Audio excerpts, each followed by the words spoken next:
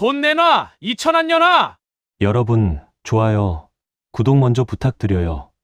지금 놀라운 이야기가 시작됩니다. 돈 내놔! 2,000원 년아! 귓가를 찢는 듯한 강진태의 고함과 함께 소주병이 벽에 부딪혀 산산조각 났습니다. 좁고 습한 반지하 방의 곰팡이 냄새가 순식간에 공포와 피 냄새로 뒤섞였죠. 여보, 제발 이젠 그만해요. 이틀 밤을 새웠잖아요. 하영이가 무서워서 몸을 떨고 있잖아요. 애새끼 타령이 나와! 내가 지금 도박비 때문에 손목이 잘려 길바닥에 낫게 생겼어! 장롱 밑에 꼽을 쳐둔 비상금 있는 거 다 알아! 그거 내놔! 사채업자들이 당장 내일 새벽에 들이닥친단 말이야! 그 돈은 하영이 다음 달 유치원비예요. 마지막으로 남은 전 재산이에요. 제발. 그녀의 간절한 외침은 강진태의 귓가에 닿지 않았습니다. 묵직하고 거친 손바닥이 소은의 뺨을 후려쳤고 입안에서 터진 비릿한 피가 바닥에 뚝 떨어졌습니다. 품에 안겨있던 5살 딸 하영이 자지러지게 울음을 터뜨렸습니다. 아빠! 우리 엄마 때리지 말아요! 시끄러워! 이 계집애가! 어디서 소리를 질러! 강진태가 하영에게 손을 뻗는 순간 소은의 이성은 끊어졌습니다. 소은은 온몸에 남아있던 마지막 힘을 끌어모아 강진태를 현관 쪽으로 밀치고 하영을 업어들고 현관문을 부술듯이 박차고 나섰습니다. 차가운 콘크리트 바닥의 냉기가 맨발을 타고 심장까지 파고들었습니다. 깨진 유리 조각들이 발을 찔렀지만 아픔은 느껴지지 않았습니다. 오직 이대로는 죽을 수 없다. 하영이를 살려야 한다는 본능만이 그녀를 움직였죠. 소은은 달리고 또 달렸습니다. 엄마 추워. 너무 추워. 조금만 더 가자. 하영아, 엄마가 미안해. 이제 더 이상 갈 곳도 기댈 사람도 없었습니다. 이대로 비를 맞다간 아이가 저체온증으로 쓰러질 판이었죠. 절망이 온몸을 잠식할 무렵 거대한 천둥 소리와 함께 번개가 쳤고 그녀의 눈앞에 번뜩이는 전단지 하나가 보였습니다. 빗물에 반쯤 찢겨 너덜거리는 채로 청담동 입주 도우미 급구 세린그룹 대저택 숙식 제공. 세린그룹, 대한민국 상위 0.1%만이 드나든다는 그 철옹성 같은 이름. 소은은 마치 신의 계시처럼 느껴지는 그 전단지를 젖은 손으로 뜯어 품에 넣었습니다. 며칠 후 소은은 면접을 보러 서태산 회장의 대저택 앞에 섰습니다.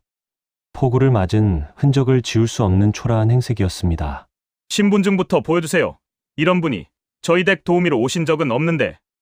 제발 부탁입니다. 저 시키시는 일은 뭐든지 하겠습니다. 그때 2층 계단에서 오윤희 사모가 내려왔습니다. 왜 이리 소란스러워? 무슨 일이야?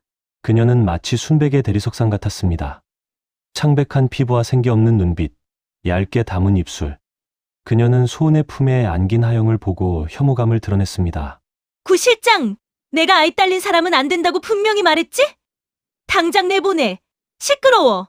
소은은 아이를 안은 채 바닥에 무릎을 꿇고 애원했습니다. 사모님, 제발 저 지낼 곳도 일도 너무 필요해요. 사모님 눈에 띄지 않도록 조용히 지내겠습니다. 제 딸은 제가 쥐죽은 듯이 조용히 돌볼게요. 딱 한 달만이라도 여기 있게 해주세요.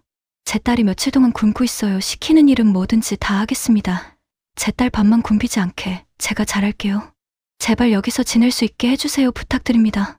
소은의 처절한 울음에 하영이 울음을 터뜨리려다 멈췄습니다. 하영은 대신 오 사모의 눈을 똑바로 쳐다보며 말했습니다. 할머니 배고파요. 밥 좀 주세요. 하영의 목소리, 그리고 눈물 젖은 크고 맑은 눈망울. 오 사모는 심장이 쿵 내려앉는 듯한 기시감을 느꼈습니다. 25년 전 자신이 잃어버렸던 딸, 지수와 너무나 닮은 모습이었기 때문이죠. 밥이라니. 구 실장, 일단 저 아이에게 밥부터 줘. 그거 아줌마는 당장 별채로 보내고 내 눈에 띄지 않게. 별채 쪽방에서 지낸 지 일주일째. 다음 날은 오윤희 사모가 잃어버린 딸 지수의 25주기 제삿날이었습니다. 오늘이 무슨 날인지 알아? 내가 그토록 사랑하던 내 딸. 이름만 부르기에도 너무 아까운, 가여운 내 딸. 지수가 세상에서 사라진 날이야. 최고급 식자재들로만 준비해서 상을 거하게 차리도록 해. 절대 실수하면 안 돼. 소은은 거대한 대저택의 주방에서 홀로 제사 음식 수십 가지를 준비했습니다.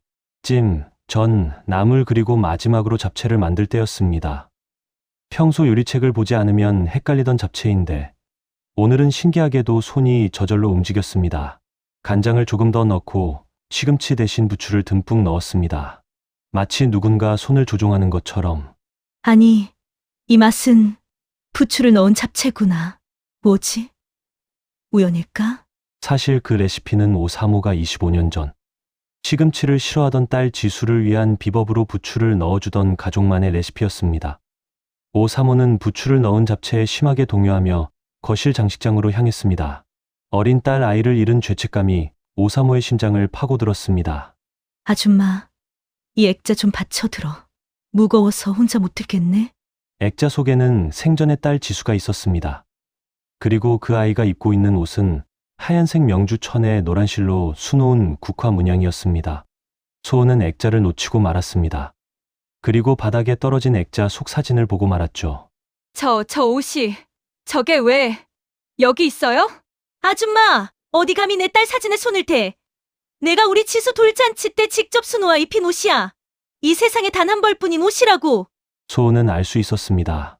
자신이 고아원 원장님으로부터 받아 평생을 간직했던, 자신이 버려질 때 입고 있었다는 그 옷과 똑같았습니다. 이 모든 것이 단순한 우연이 아니라는 걸 직감하게 되었지요. 그러나 소은은 황급히 고개를 숙일 수밖에 없었습니다. 지금 여기서 자신의 옷과 똑같다고 말했다가는 미친 여자 취급을 받아 쫓겨날 것이 뻔했으니까요. 소은이 저택에 들어온 지 열흘째 제사를 치른 다음 날이었습니다. 아줌마, 어제 회장님 내외분이 잠을 못 주무셨어. 특히 사모님께서 말이야. 그 잡채 맛 때문에 계속 이상한 소리를 하셨단 말이야. 당신 혹시 전에 어디서 일했었지? 저는 지방의 작은 식당에서 허드렛 일을 했습니다. 구 실장은 소은의 눈빛을 뚫어져라 쳐다봤습니다. 아무리 봐도 천하고 가난한 행색이었지만 묘하게 풍기는 기품, 그리고 무엇보다 오사모의 눈빛과 똑같은 슬픔이 어린 큰 눈매가 자꾸만 마음에 걸렸습니다. 아줌마, 주방 청소 도구를 가지러 별채로 가봐. 내가 곧 따라갈 테니.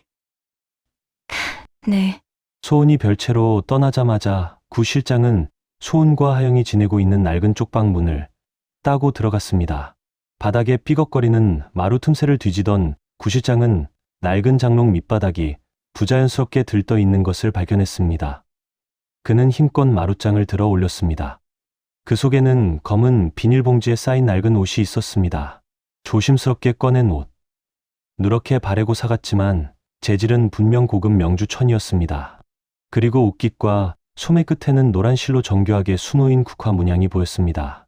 이럴 수가. 이건 구 실장의 머리가 빠르게 회전했습니다. 25년 전 딸 지수가 실종되었을 때 온 나라를 뒤집었던 그 국화 자수옷. 당시 오사모가 직접 수놓았고 실종된 아이의 유류품으로 유일하게 남아있던 바로 그 옷이었습니다.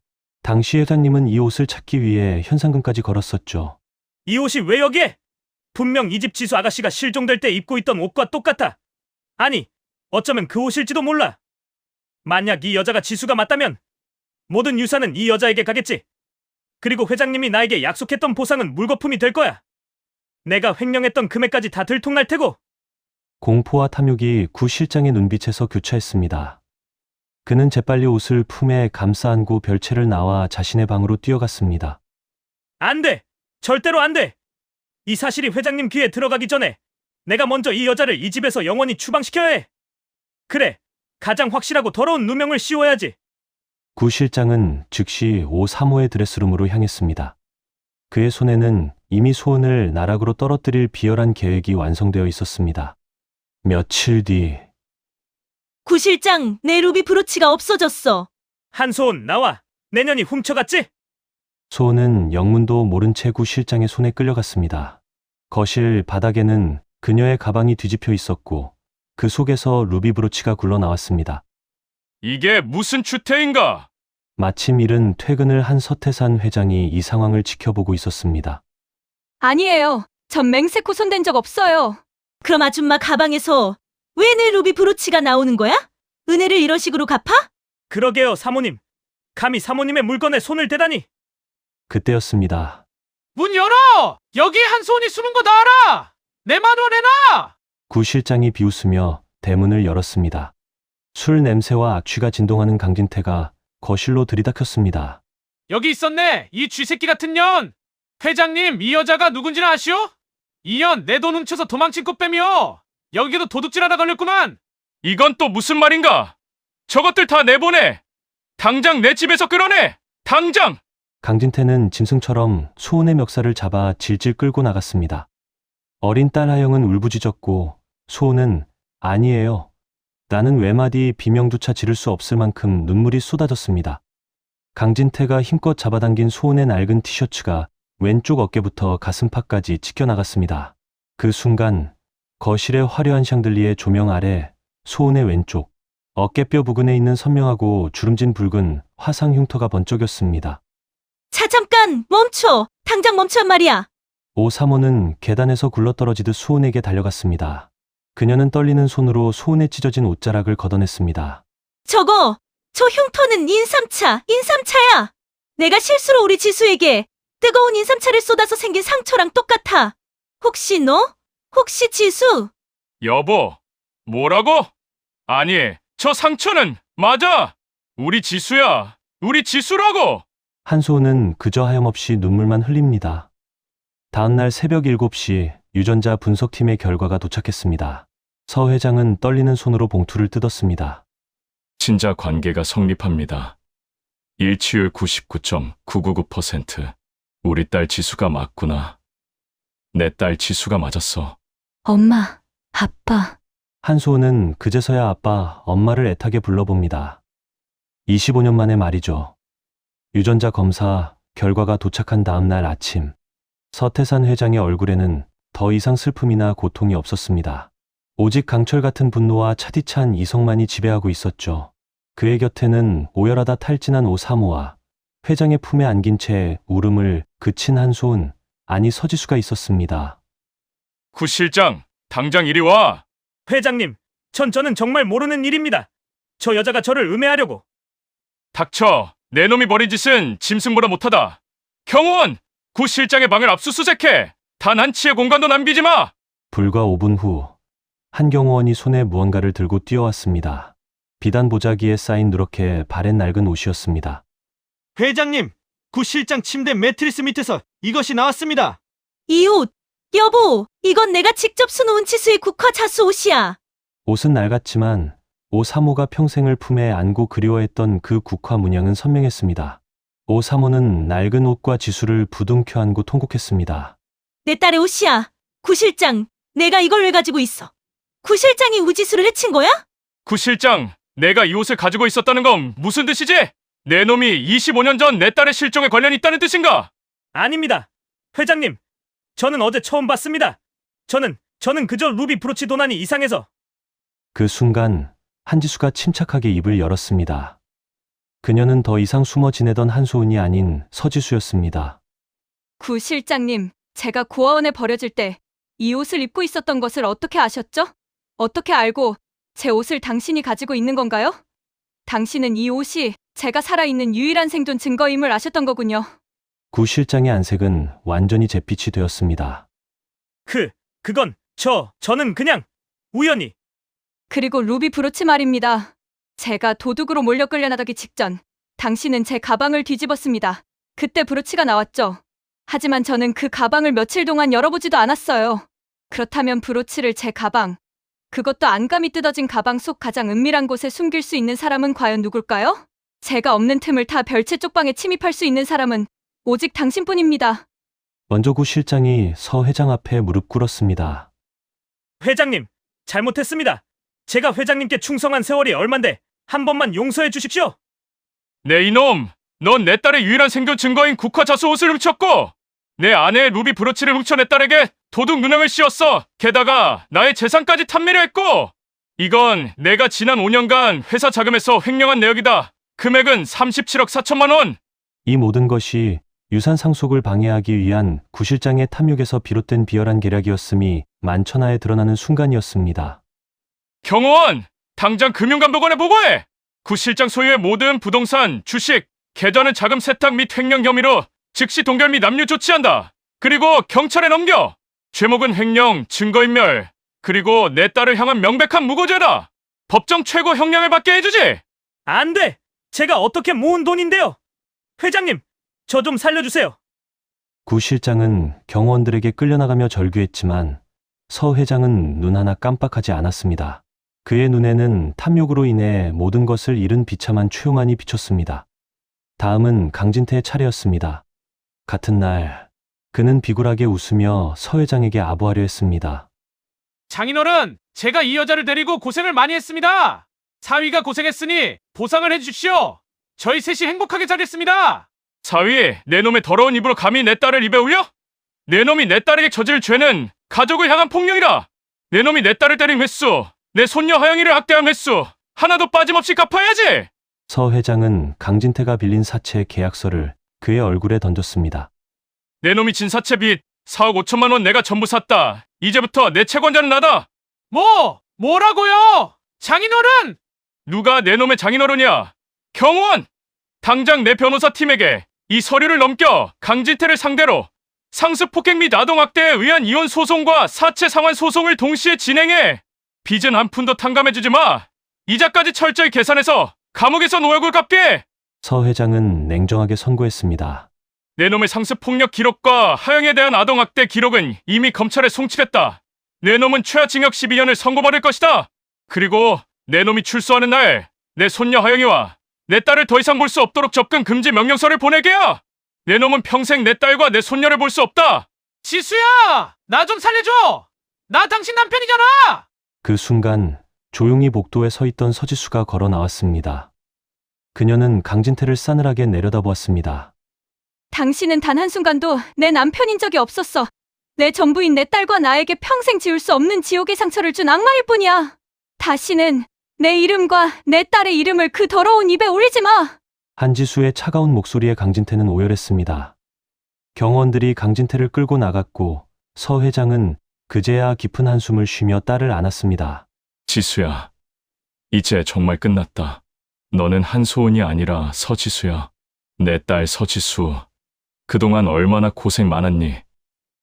내 딸아, 한 번 더 제대로 안아보자. 지수야. 엄마가 내 전부였던 내 딸을 알아보지 못하고 너를 아프게 했구나. 미안해. 엄마가 너무너무 미안해. 이 못난 엄마를 용서해 주겠니? 지옥 같았던 과거가 지나고 1년 후 대저택에는 비로소 평화롭고 따뜻한 기운이 감돌았습니다. 오늘은 서지수의 32번째 생일이자 딸 하영의 6번째 생일 파티가 열리는 날이었습니다. 지수는 더 이상 초라한 한소은이 아니었습니다. 그녀는 우아한 아이보리색 드레스를 입고 이제는 티 없이 밝게 웃는 딸 하영의 손을 잡고 있었습니다. 얼굴에는 굳은 살 대신 섬세한 화장이, 지친 기색 대신 세련된 기품이 흘렀지만 눈빛만은 여전히 맑고 따뜻했습니다. 지수야, 이리 와서 엄마가 끓인 미역국 좀 더 먹으렴. 너에게 가장 필요한 건 이제 영양 보충이야. 네, 엄마가 끓인 미역국이 세상에서 제일 맛있어요. 1년 전 제가 이 저택의 주방 구석에서 찬밥을 삼켰었는데 이렇게 제 친부모님을 찾고 엄마가 끓여주신 미역국을 먹을 줄은 상상도 못했어요. 그때 서태산 회장이 샴페인 잔을 들고 많은 사람들 앞으로 나섰습니다. 그의 얼굴에는 지난 25년간의 어둠이 걷히고 인자한 미소가 감돌았습니다. 자, 모두 주목해 주십시오. 오늘은 우리 세린 그룹에게 가장 축복스러운 날입니다. 25년 전 잃어버렸던 제 딸, 서지수가 완벽하게 우리 곁으로 돌아온 날이니까요. 지수는 지난 1년간 억지로 외웠던 경영학 서적이 아니라 몸으로 겪은 세상의 고통을 통해 가장 값진 경영 철학을 배웠습니다. 오늘 저는 딸에게 단순한 선물이 아닌 새로운 삶의 소명을 선물하고자 합니다. 서 회장은 비단 보자기에 쌓인 2개의 서류를 꺼냈습니다. 첫 번째는 세린문화재단 이사장 임명장이었고 두 번째는 재단 소유의 모든 부동산 등기 권리증이었습니다. 지수야, 이 세린문화재단은 내가 겪었던 고통처럼 세상의 그늘진 곳에서 힘들어하는 아이들을 돕기 위해 설립된 재단이다. 이 재단에 관련된 모든 자산과 운영권을 오늘부로 너에게 위임한다. 아빠, 제가 이 무거운 책임을 감당할 수 있을까요? 그럼 당연하지. 너는 내 딸이다. 내가 감당할 수 있는 그릇임을 알기에 주는 거란다. 넌 세상의 가장 낮은 곳에서 가장 높은 곳까지 경험해본 아이지 않니? 너는 고통이 무엇인지, 배고픔이 무엇인지 잘 아는 사람이야. 이 애비가 너를 너무 고생시킨 것 같아. 미안하다만 죽은 줄만 알았던 너를 이렇게 찾게 되었고 예쁜 손녀까지 생겼으니 나는 이 세상에서 가장 행복한 사람이다. 내가 수십 년간 벌어 모은 돈, 이제는 사람을 살리는 데 쓰고 싶구나. 내가 도와주겠니? 서 회장은 눈물을 흘리며 임명장을 딸에게 건넸습니다. 임명장에는 이사 한지수, 세린그룹 창립자의 유일한 철학과 소명을 잇는 자라는 글귀가 선명했습니다. 이 임명장은 단순히 재단의 대표 자리가 아니란다. 내가 겪었던 모든 고난의 명예로운 훈장이란다. 너처럼 춥고 배고픈 아이들이 없게 내가 든든한 울타리가 되어주렴. 네. 아빠 제가 겪은 고통이 헛되지 않도록 세상의 그늘진 곳에 빛을 비추는 재단으로 만들겠습니다. 엄마 생일 축하해요. 이제 엄마는 멋진 이사장님이에요. 서지수는 딸 하영을 품에 안고 활짝 웃었습니다. 과거의 상처는 이제 그녀의 강인한 소명이 되었습니다. 그녀는 고통스러운 과거를 딛고 세상의 약자들에게 든든한 울타리가 되어주는 존경받는 상속녀이자 문화재단 이사장으로 새로운 삶을 시작했습니다. 대저택에는 행복과 평화 그리고 새로운 희망이 가득 채워졌습니다. 오늘의 이야기는 여기까지입니다. 재미있게 들으셨나요? 잃어버린 가족을 찾는 기적 같은 핏줄의 힘, 그리고 정의가 실현되는 통쾌한 복수극이었습니다. 다음에도 여러분의 마음을 울릴 흥미진진한 이야기로 찾아뵙겠습니다. 구독, 좋아요 부탁드립니다. 지금까지 마음자양강장제 바카스 F였습니다. 오늘도 감사합니다. 행복하세요.